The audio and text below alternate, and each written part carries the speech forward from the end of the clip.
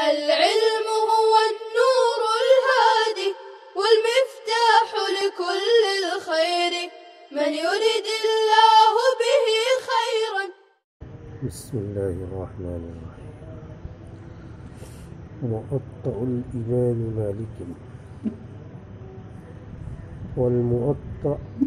والمؤطأ هو الكتاب المرتب على الأبواب الفقهية، إلا أنه يختلف عن السنن من جهة أنه يحتوي على الأحاديث المرفوعة والموقوفة والمقطوعة. یہاں سے موطأ امام مالک کے اوپر گفتگو شروع کر رہے ہیں. صحاح ستہ پہ گفتگو ہو چکی ہے. بخاری، مسلم، ترمذی، ابو داؤد، نسائی، ابن ماجہ، یہ کتابیں صحاح ستہ سے باہر کی ہیں، لیکن ان کا بھی بہت اونچا مقام ہے. موطأ امام مالک اور مسند امام احمد. چنانچہ موطأ امام مالک کے بارے میں بتا رہے ہیں. والمؤطأ هو الكتاب المرتب على الأبواب الفقهية. موطأ وہ حدیث کی ایسی کتاب کہلاتی ہے جو فقہی ابواب پر ترتیب دی جاتی ہے. فقہی ابواب پر جو کتاب ترتیب دی جاتی ہے اس کا بھی نام موطأ ہے، اور اس کا نام سنن بھی ہے. پھر دونوں میں کچھ فرق ہے. کہہ رہے ہیں ہاں فرق ہے. الا انہ یختلف عن السنن، مگر یہ کہ موطأ یہ مختلف ہوتی ہے سنن نامی کتابوں سے، اس جہت سے، اس اعتبار سے کہ موطأ مشتمل ہوتی ہے، یحتوی یشتمل، کہ موطأ مشتمل ہوتی ہے احادیث مرفوعہ پر، احادیث موقوفہ پر اور احادیث مقطوعہ پر. حدیث مرفوع بھی اس میں ہوتی ہے، حضور صلی اللہ علیہ وسلم تک پہنچایا، رفع کیا. حدیث موقوف بھی ہوتی ہے کہ حضور تک نہیں پہنچایا، صحابی پر آ کے رک گئی. اور حدیث مقطوعہ جو صحابی سے پہلے ہی رک گئی، سند اس کی قطع ہو گئی. تو مرفوع، موقوف اور مقطوع سب حدیثیں اس میں ہوتی ہیں، اور سنن میں مرفوع ہی ہوتی ہے.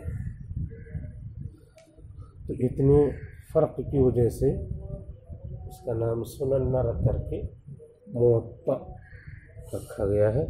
وطأ یوطئ توطئ کا مطلب راستہ چلنا. موطأ the beaten way، چلا ہوا راستہ. تو یہ ابواب فقہیہ پر ارینج کی ہوئی کتاب یہ چلا ہوا راستہ ہے، موطأ اس کا نام رکھا ہے. لیکن تھوڑا فرق ہے، اس لیے سنن نام رکھ کر کے الگ سے نام بھی رکھ دیا تاکہ ڈفرینشیٹ کر دیں، اس سے الگ الگ کر دیں، فرق کر دیں. والمؤطأ هو الكتاب المرتب على الابواب الفقهية، اور موطأ ایسی کتاب ہے حدیث کی جو مرتب کی جاتی ہے فقہی ابواب کے اعتبار سے.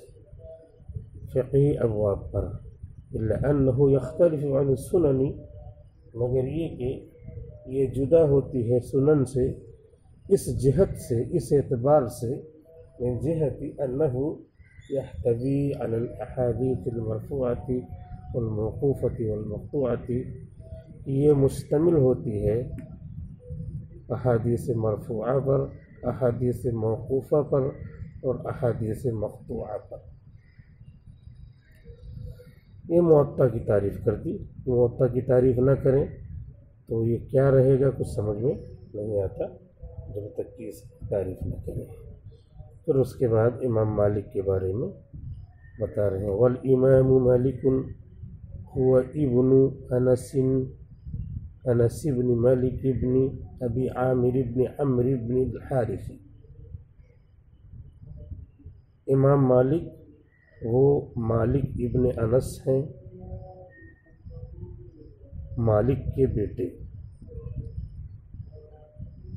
مالک ہیں ابو عامر ابن عمرو ابن حارث کے بیٹے۔ یہ بتا دیا کہ موطا امام مالک کے مصنف کا نام کیا ہے؟ مالک۔ ان کے والد کا نام ہے انس اور ان کے دادا کا نام ہے مالک اور ان کے پردادا کا نام ہے ابو عامر، اور ابو عامر کے والد کا نام ہے عمرو اور ابو عامر کے دادا کا نام ہے حارث۔ ابو عبداللہ المدنی، کنیت بتا دیا کہ امام مالک کی کنیت ہے ابو عبداللہ مدنی، آپ مدنی ہیں۔ شیخ الاسلام، شیخ الاسلام ہیں، حدیث میں جن کو مہارت ہوتی ہے ان کا ایک لقب شیخ الاسلام کا بھی ہے، اور یہی لقب حدیث میں مہارت کی وجہ سے مولانا حسین احمد مدنی رحمۃ اللہ علیہ کو بھی دیا گیا ہے، کیونکہ مولانا حسین احمد مدنی رحمۃ اللہ علیہ نے مسجد نبوی میں 17 سال تک حدیث شریف کا درس دیا ہے، اور پھر دارالعلوم دیوبند کو بخاری شریف پڑھانے کی ضرورت پڑی تو یہاں سے تقاضا ہوا بخاری شریف پڑھانے کے لیے، پھر مدینے سے یہاں آ گئے تو شیخ الاسلام کا لقب یہاں کے لوگوں نے مولانا حسین احمد مدنی رحمۃ اللہ علیہ کو دیا۔ وہ امام دار الہجرت، اور دار الہجرہ کے امام ہیں، مدینہ منورہ کا نام ہے دار الہجرہ۔ حضور صلی اللہ علیہ وسلم کو بتلا دیا گیا تھا کہ آپ اسی مقام پر ہجرت کر کے آئیں گے، کھجوروں کے باغات وغیرہ سب آپ کو پہلے ہی سے بتلا دیے گئے تھے۔ امام دار الہجرہ، تو مدینے کا دوسرا نام دار الہجرہ ہے، اور یثرب جو قرآن کریم میں آیا ہے وہ بھی نام ہے، لیکن وہ اب بدل دیا گیا ہے نام المدینۃ المنورہ۔ اب یثرب نہیں کہا جائے گا، مدینہ منورہ کہا جائے گا، اگرچہ قرآن کریم میں اس کا ذکر ہے۔ قرآن کریم میں ذکر ہے، لیکن ہر چیز جو ذکر ہو، مذکور ہو، اس کو تحسین کے ساتھ ہی یاد کیا جائے، ایسا نہیں۔ ابلیس کا بھی ذکر ہے، شیطان کا بھی ذکر ہے، شیطان اور ابلیس کو بہت ہی متبرک انداز میں یاد کیا جائے گا، ایسا نہیں ہے۔ یہ جو ہے لڑکے کا نام رکھ لیا ابلیس، کیوں نام رکھ لیا؟ قرآن میں آیا۔ شیطان نام رکھ لیا، کیوں رکھ لیا؟ قرآن میں آیا۔ ایک لڑکا آیا، ایک آدمی آیا دوڑا دوڑا مولانا صاحب کے پاس، کہا کہ میرے یہاں لڑکا ہوا ہے، میں نے اس کا نام قرآن سے رکھا ہے۔ کیا نام رکھا ہے؟ کہا نام رکھا محیض۔ پڑھ رہا تھا میں تو بہت اچھا لگا، یسألونک عن المحیض۔ بیوقوف، اس کا معنی ہونا بھی تو دیکھ، قرآن میں آ گیا ہے بھلے سے، لیکن اس کے معنی تو حیض کے آتے ہیں، قرآن میں آ جانے کی وجہ سے نہیں رکھا جاتا، معنی بھی دیکھا جاتا ہے۔ امام دار الہجرہ یثرب قرآن کریم میں نام آیا ہے مدینے کا، جس سے بدل کے المدینۃ المنورہ کر دیا گیا ہے، جہاں اللہ کے رسول صلی اللہ علیہ وسلم ہجرت کر کے آئے ہیں، جن کا مقام وہ مٹی جو اللہ کے رسول صلی اللہ علیہ وسلم کے بدن سے وابستہ ہے، وہ خانہ کعبہ کے سے بھی مقدس ہے، وہ خانہ کعبہ سے بھی مقدس ہے، بابرکت ہے۔ تو جہاں اللہ کے رسول آ جائیں وہاں تو نور ہی نور ہے، اسی لیے المدینۃ المنورہ اس کا نام ہے، روشنی والا شہر، روشن ہی روشن ہے۔ مدینے میں ایک بھی بلب نہ جلے، ایک بھی لائٹ نہ جلے، تب بھی اس کا نام رہے گا مدینہ منورہ، کیونکہ وہاں پہ اللہ کے رسول صلی اللہ علیہ وسلم کا روحانی نور ہے۔ والمؤطأ فيه جملة كبيرة جملة كبيرة جدا من الصحيح، اور موطأ جو حدیث کی کتاب ہے، موطأ میں کافی بڑی تعداد ہے حدیث صحیح کی، احادیث صحیحہ کی کافی بڑی تعداد ہے۔ وقلیل من الضعیف، اور کچھ حدیثیں ضعیف ہیں۔ وفیہ بلاغات لا يحکم علیہا الا اذا تبین اسنادها، اور اس میں کچھ حدیثیں ایسی ہیں جن کی سند حضور تک پہنچائی گئی ہے، بلاغات، جن پر حکم نہیں لگایا جائے گا حدیث صحیح، حدیث مرفوع کا، الا اذا تبین اسنادها، مگر جب کہ اس کی اسناد واضح ہو جائے، سند واضح ہو جائے کہ سند یہ صحیح ہے اور حضور تک بلغ یبلغ پہنچنے والی ہے۔ تو یہ بھی کہا ہے کہ کچھ حدیثیں ایسی ہیں جن کی سند حضور تک پہنچائی گئی ہے، البتہ یہ ہے کہ واضح نہیں ہے، جب واضح ہو جائے گا تبھی ان کو حدیث مرفوع کہیں گے۔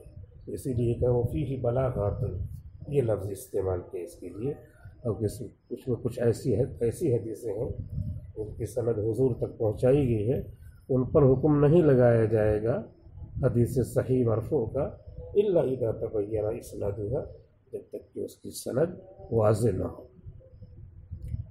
وقد قال فیہ الامام الشافعی رحمہ اللہ، اور موطأ کے بارے میں امام شافعی رحمۃ اللہ علیہ کا ارشاد ہے، کا فرمان ہے، ما اعلم شیئا بعد کتاب اللہ تعالی اصح من موطأ مالک۔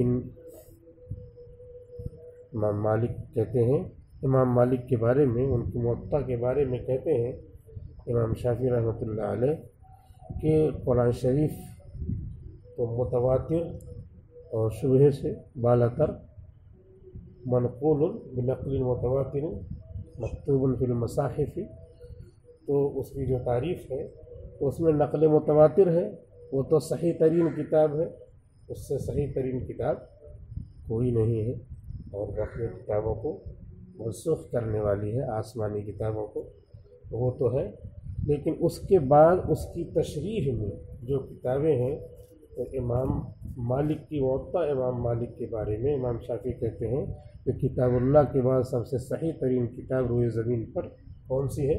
موطأ امام مالک، اور جب تک بخاری نہیں لکھی گئی تھی تب تک اس کا یہی درجہ تھا بھی۔ ما اعلم شیئا، میں نہیں جانتا ہوں کسی کتاب کو اور کسی چیز کو، بعد کتاب اللہ، قرآن شریف کے بعد، کتاب اللہ کے بعد، جو صحیح ہو موطأ امام مالک سے زیادہ۔ اعلم مفعول قلوب میں سے ہے، شیئا مفعول اول ہے، اصح مفعول ثانی ہے، علمت اعلم فعل مضارع ہے، یعنی متعدی بدو مفعول ہے یہ. امام شافعی رحمۃ اللہ علیہ کا موطا امام مالک کے بارے میں یہ ارشاد اس کی قدر و عظمت کو بتلاتا ہے. وقوله هذا قبل وضع الصحيحين، امام شافعی کا یہ فرمان، امام شافعی کا یہ ارشاد صحیحین کی تصنیف سے پیشتر کا ہے، صحیحین کی تصنیف سے پہلے کا ہے. صحیحین کی جب تصنیف ہو گئی تب صحیحین کا درجہ بخاری کا، مسلم کا درجہ بڑھ گیا، اور اس سے پہلے یہی کیا تھی؟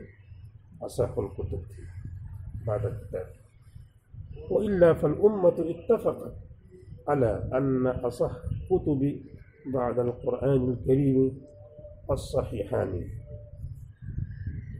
ورنہ امت مسلمہ کا اجماع ہے اس بات پر، امت مسلمہ ایک رائے ہے، ہم آہنگ، آہنگ مانے آواز، ہم آہنگ ایک آواز، یعنی اجماع ہے اس بات پر کہ اصح الکتب، صحیح ترین کتابیں قرآن کریم کے بعد الصحیحانی، دو صحیح ہیں، صحیح البخاری و صحیح مسلم. الصحیحان الف لام مضاف الیہ کے بدلے میں ہے، صحیح البخاری و صحیح مسلم.